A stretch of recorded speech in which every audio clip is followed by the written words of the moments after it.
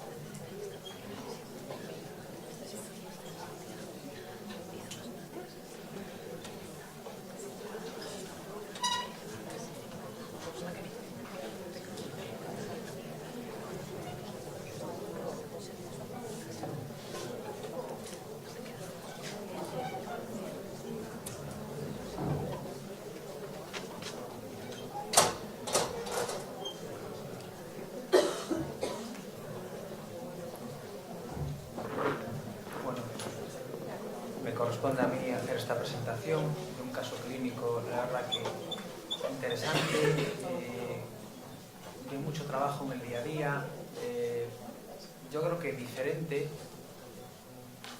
y de un paciente con una historia clínica de consumo de sustancias, que en drogodependencia es muy referenciada, tensiones de memoria, atención, función ejecutiva, diferentes estudios en los últimos 10, 15 años.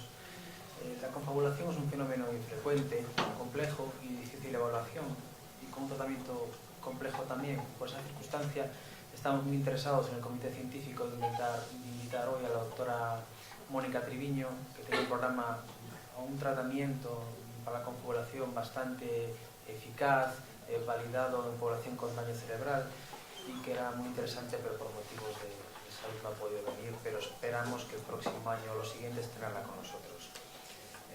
Yigua y Moscovich definen la confabulación como la producción de falsos recuerdos y lo asocian a problemas en cuanto a la recuperación y a la veracidad. Y Moscovich prefería llamarlo como mentiras honestas de los pacientes.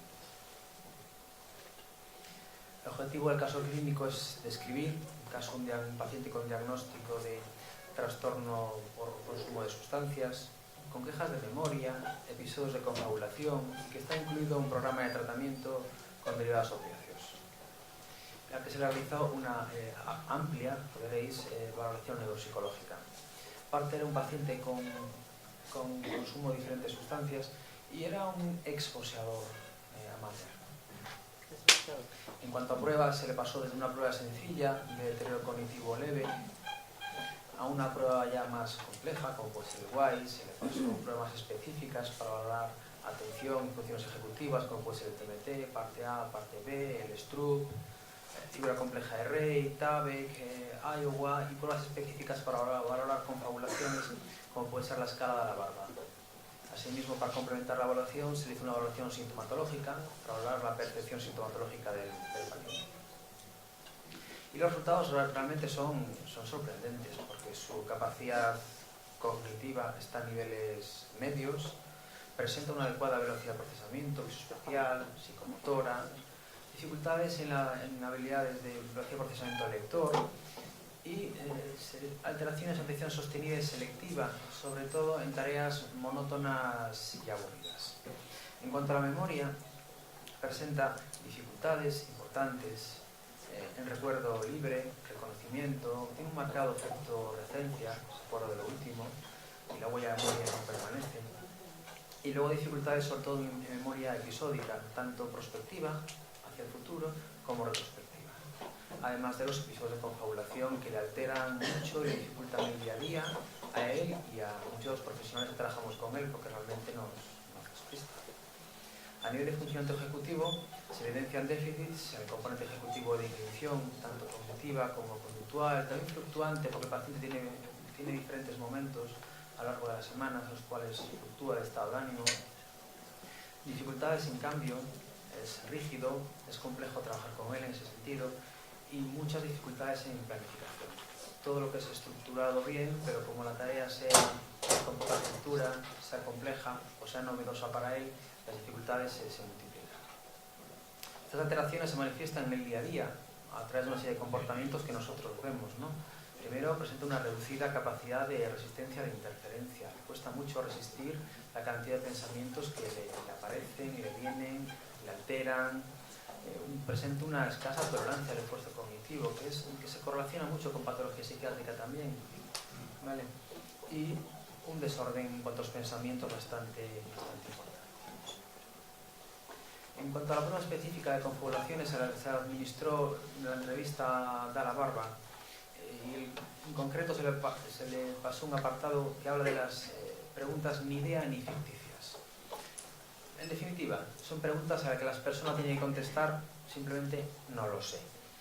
Por ejemplo, yo te puedo preguntar a ti, ¿qué hiciste el 23 de marzo del año 1986? ¿Sí? Bueno, por ese estilo de preguntas que os estoy diciendo, pues el paciente de 25, que es puntuación máxima, que debería decir, oye, pues chico, me pillas mal, no lo sé, pues solo contesta correctamente 7 de esas 25. ¿Vale? Yo le puedo preguntar a ti qué significa adicapo, y tú qué me dirías adicapo. El que más o menos ha pasado el test Barcelona te puede decir que es un logotomo, bien, pero que no tiene ni idea, tiene un nivel cultural como nuestro paciente, no debería decirte nada. En cambio te dice que puede ser el sexo femenino, adicapo de capo, de capo de mafia, bueno, una serie de asociaciones que rápidamente lo llevan a una velocidad tremenda y contamina muchas cosas, ¿vale? Entonces, esta prueba realmente sí nos define el funcionamiento del paciente. Y que nosotros vemos en la clínica cómo. Eso va a ser un cuestionario, pero en la clínica, bueno, pues preguntándole, ¿ayer qué hiciste? Igual te dice, pues que estuve con mis hijos, cuando no tiene ninguno. Ayer fue miércoles, lo veo los miércoles, lunes, miércoles y viernes. Me gustaría verlo más días, pero solo me dejan ver 3. Esa es otra serie de asociaciones que el paciente hace, rellena, problemas de recuperación, problemas a nivel contextual, que de verdad en el día a día le complican bastante su funcionamiento. Luego en pruebas más específicas, que pueden ser más visuales, ¿no? Podéis ver cómo hace la figura compleja de Rey, que está a la izquierda.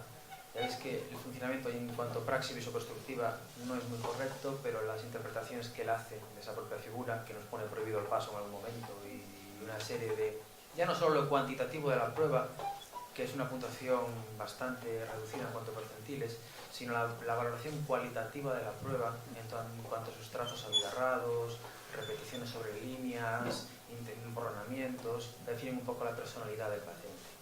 Y si a esto le sumamos que, curiosamente, encontramos una prueba de neuroimagen, un TAC cerebral, en el cual se detecta una, aunque reducida, pero una mínima atrofia frontal, que es compleja porque en otros pacientes que yo veo en el día a día con valoraciones neuropsicológicas realizadas con mayor alteraciones que este paciente, con peor funcionamiento diario, no se encuentra nada en la neuroimagen. Con lo cual, que se haya detectado, aunque sea una mínima atrofia, yo creo que sí es relevante tenerlo en cuenta. En cuanto a las conclusiones del caso, es a partir de la entrevista clínica, la evaluación, se constata con que el paciente presenta en el momento actual una capacidad intelectual media, su funcionamiento en el WISE creo que estaba en el 90. Detectamos con principal alteración una franca afectación de la memoria anterógrada verbal y se evidencian déficits a nivel atencional, a nivel ejecutivo y en psicoconstrucción. La afectación en memoria anterógrada resultaría congruente con la presencia de esos episodios de confabulación que presentan, que fueron objetivados a través de la prueba de la barba que vimos, así como los resultados obtenidos en la neuroimagen. Hasta aquí el caso clínico. Y sí me gustaría concluir también, lo que conozco mucho al paciente, es que pacientes como estos nos generan muchos recursos, necesitamos muchos profesionales estar detrás de él, porque necesita una supervisión continuada.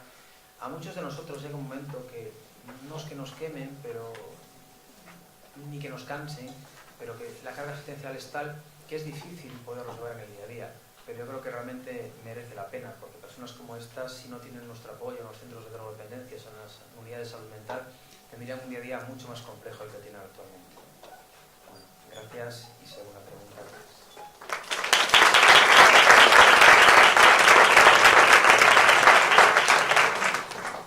Sí, por favor, ¿le podéis pasar?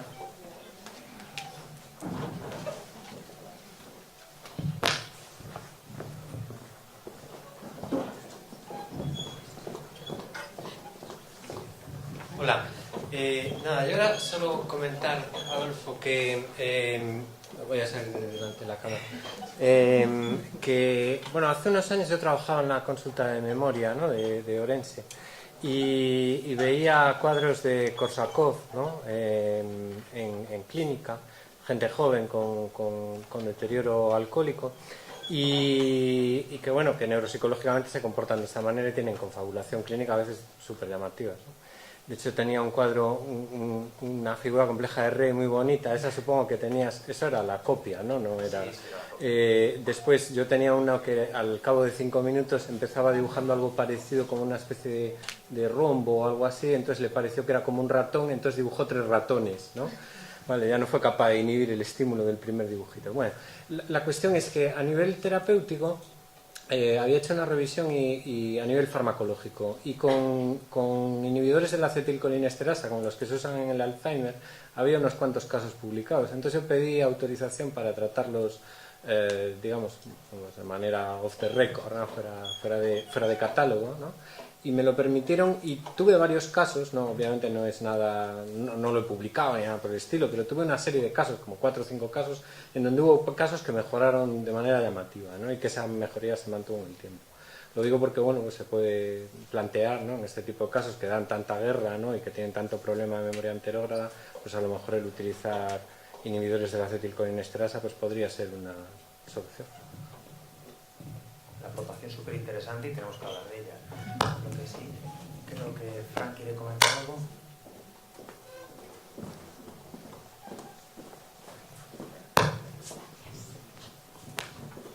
Alejandro, muchas gracias, señor.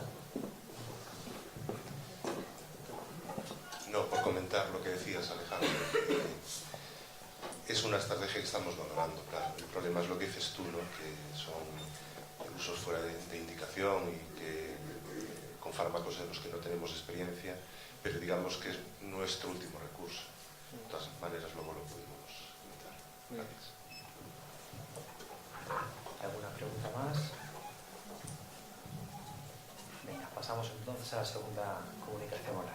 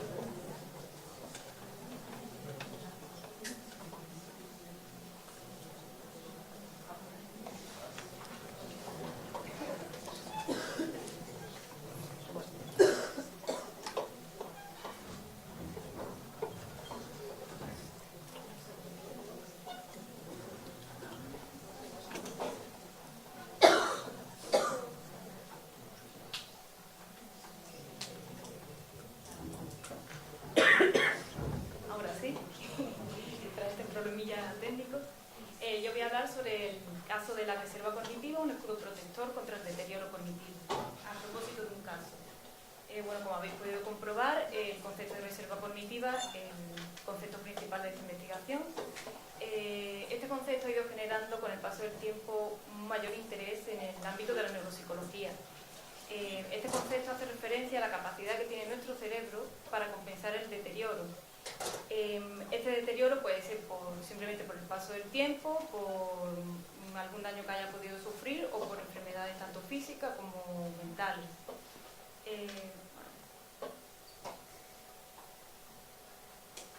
Esta capacidad de la reserva cognitiva viene determinada en gran medida por la actividad que haya tenido previamente, tanto actividades como conocimientos o los hábitos que haya tenido esa persona, ya sea dañinos o saludables.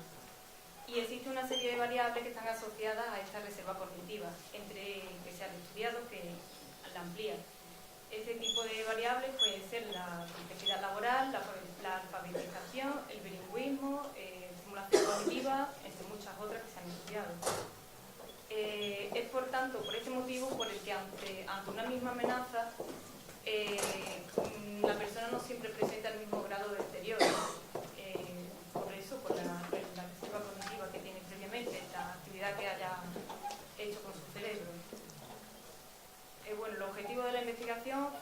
describir las alteraciones neuropsicológicas, tanto cognitivas como ejecutivas, y la sintomatología percibida por un paciente con una historia de consumo de heroína y de alcohol.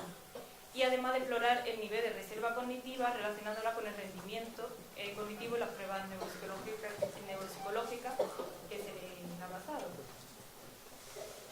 En nuestro caso, se trata en el que se ha basado la investigación, es un hombre de 51 años de edad que tiene diagnosticado un trastorno de personalidad mixto y con antecedentes de un traumatismo craneoencefálico, y además padece de hepatitis C. Consumía heroína que inició a los 21 años y además también consume alcohol.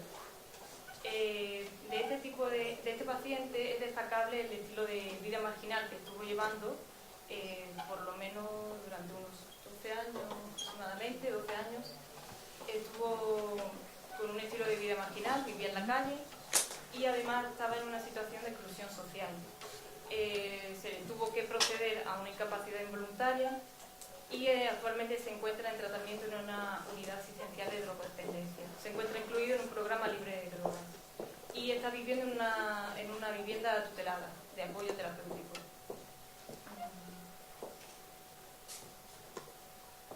Las aficiones que relata este paciente son la lectura, la música, el dibujo, el arte, son variables muy importantes en el tema de la reserva cognitiva. Vale, para conseguir los objetivos de este estudio se le pasaron una serie de pruebas, una batería neuropsicológica, entre ellas se encuentra el cuestionario de reserva cognitiva, que consta de 8 ítems y se ha aprobado en población mayor y en población de drogodependientes. También se le pasó el WISE, el test del tracto, tanto la parte A como la B, el test de Stroop, el TABE, el Iowa, la batería de BAC, en concreto el test del ZOO, y el cuestionario de sintomatología percibida. Vale, durante las pruebas, este paciente mostró una adecuada orientación tanto temporal, espacial y personal, y en el cuestionario de reserva cognitiva obtuvo una puntuación de 17.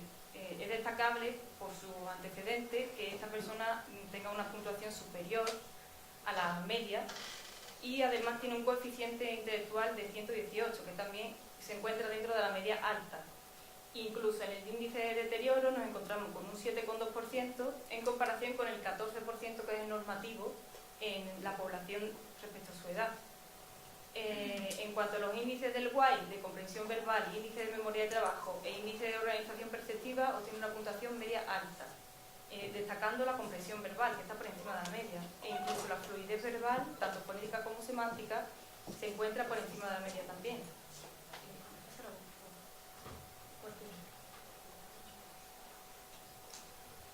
Perdón.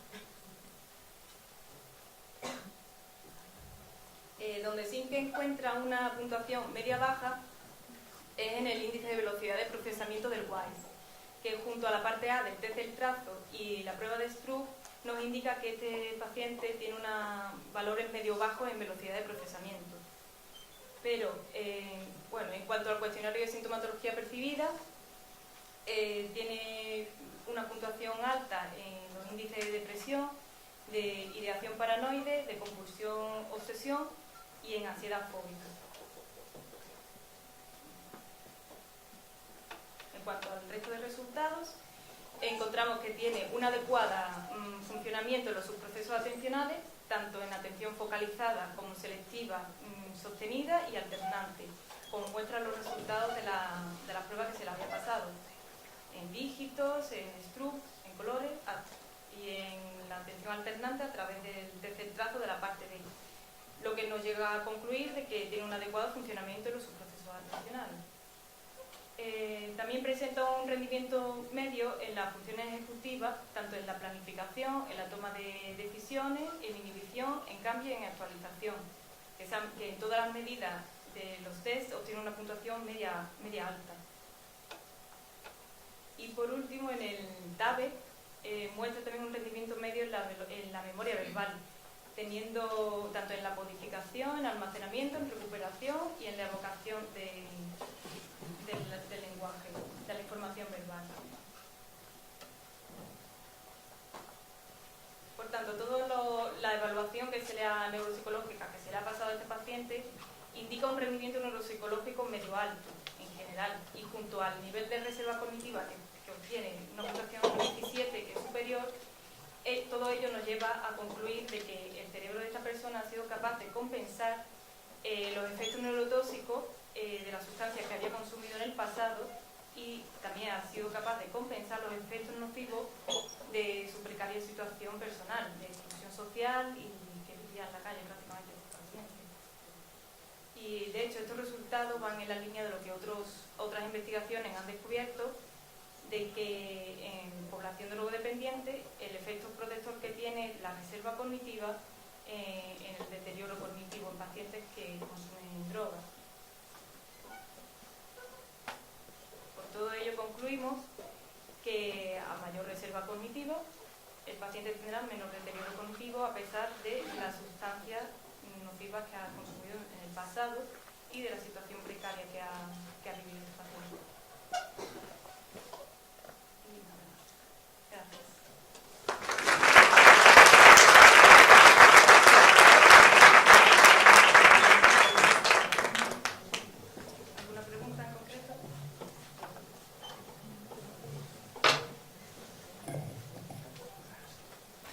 Pues el turno para la doctora Olga Gutiérrez Martínez.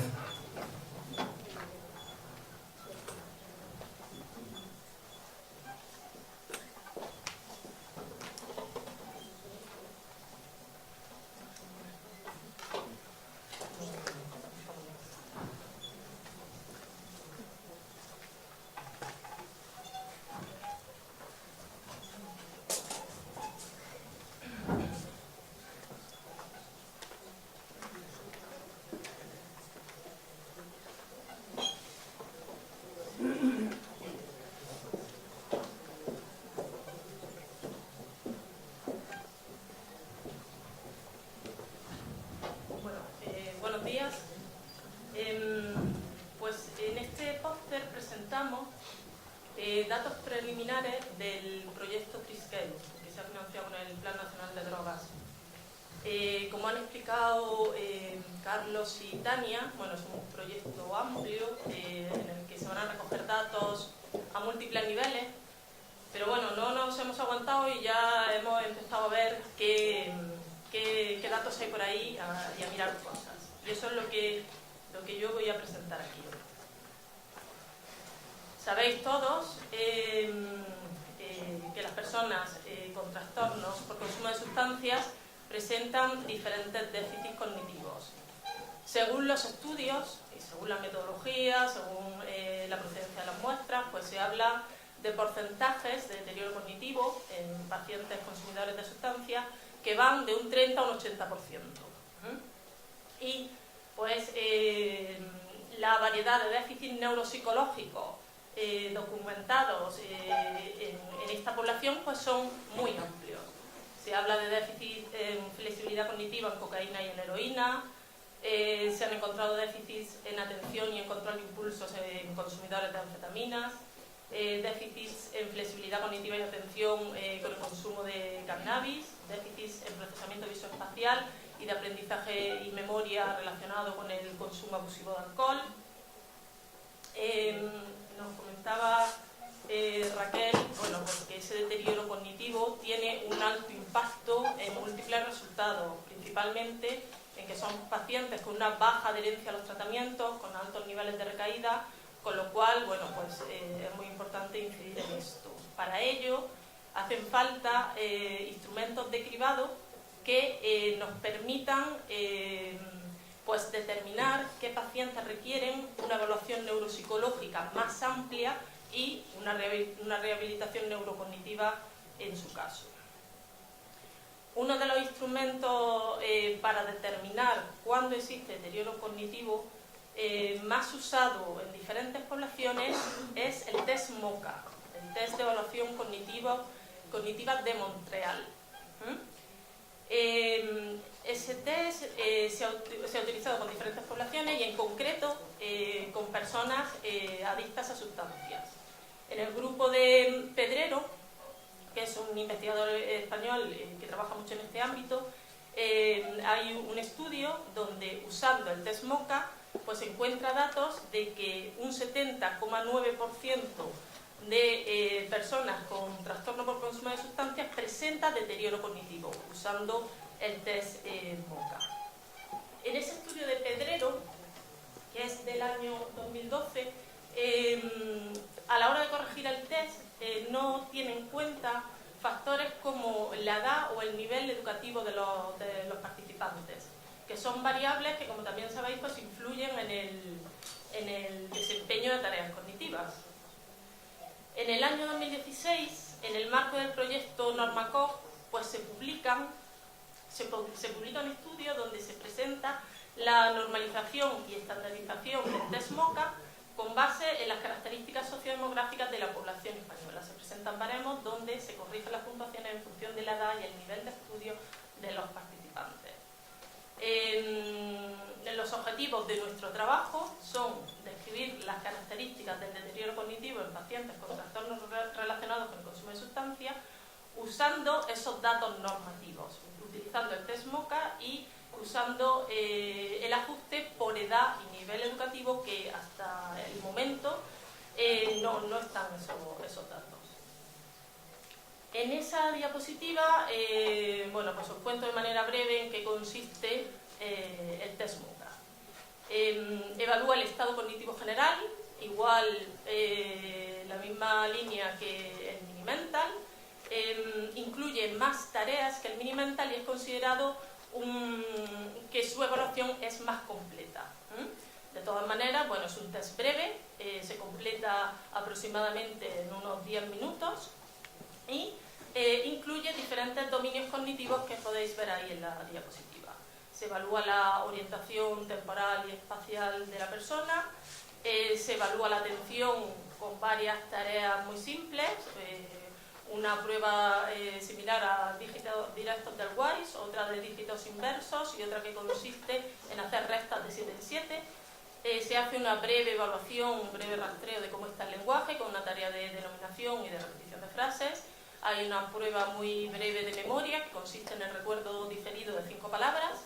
Se evalúa también la capacidad visoespacial a través del dibujo del reloj y del dibujo de un cubo y se evalúa las funciones, se rastrea el funcionamiento ejecutivo, pues a partir de la parte B del TMT, la fluencia fonética, una prueba de fluencia fonética, se le pide a las personas que digan palabras que empiecen por la letra P durante 1 minuto y una tarea de abstracción similar a la del WISE también. La puntuación máxima en el test es de 30 puntos. Bien, pues en el marco del proyecto del Triskel, pues hemos aplicado esta escala a un total, hasta ahora, a un total de 64 personas, 50 hombres y 14 mujeres, con una edad media de unos 40 años. Bueno, pues casi la mitad de ellos reciben tratamiento en una unidad de día y la otra mitad en comunidad terapéutica. Los criterios de inclusión de estas personas son de tener un diagnóstico de trastornos relacionados con sustancias, poder consentir su participación en el estudio y firmar el consentimiento, ser mayor de edad, saber leer y escribir, y deben tener un periodo de abstinencia de más de 15 días. Los criterios de exclusión del estudio son pues, tener una deficiencia intelectual, tener patología neurológica moderada o severa, o estar en un proceso psiquiátrico agudo o no estar abstinente, similares a los que antes comentaba Tania en su presentación. Los resultados que hemos encontrado, bueno, pues los podéis ver en esa gráfica. Solo un 14,1% de las personas a las que le hemos pasado el MOCA no presentan deterioro. Esas personas que forman parte de la unidad de día y de la comunidad terapéutica. El resto, el 85% de las personas evaluadas presentan deterioro. Es un porcentaje muy alto y significativo, pero si nos paramos a mirar, porque los baremos NormaCog nos lo permiten, el grado de deterioro que tienen los pacientes que presentan algún deterioro, vemos, bueno, pues también un porcentaje muy alarmante. Un 34,4% presenta un deterioro cognitivo leve, pero es que un 31,3% de los evaluados presentan un deterioro cognitivo moderado, es un porcentaje muy alto, y un 20,3% presenta un deterioro cognitivo grave. Las conclusiones de esos datos pues son que el porcentaje de pacientes que presentan un grado de deterioro cognitivo es mayor que en estudios previos. Cuando consideramos la edad y el nivel educativo, encontramos un mayor porcentaje de pacientes con deterioro que en el estudio de Pedrero, que andaba en torno al 70%. Resulta especialmente llamativo el elevado porcentaje de drogodependientes que presentan un deterioro moderado o grave. Esos datos tampoco estaban porque hasta que no se publicaron los criterios Normacoc no se podían ver los diferentes grados. Consideramos que es muy importante continuar en esta línea de investigación, ya que es la primera vez que se aportan datos de los distintos grados de deterioro cognitivo en pacientes drogodependientes, teniendo en cuenta el ajuste por edad y por años de educación. Y bueno, y para terminar, pues decir que aunque el MoCA es una prueba de cribado y se requiere de una exploración clínica y neuropsicológica completa, estos alarmantes porcentajes deben considerarse para dar respuestas asistenciales adecuadas. Y nada más. Si tenéis alguna pregunta.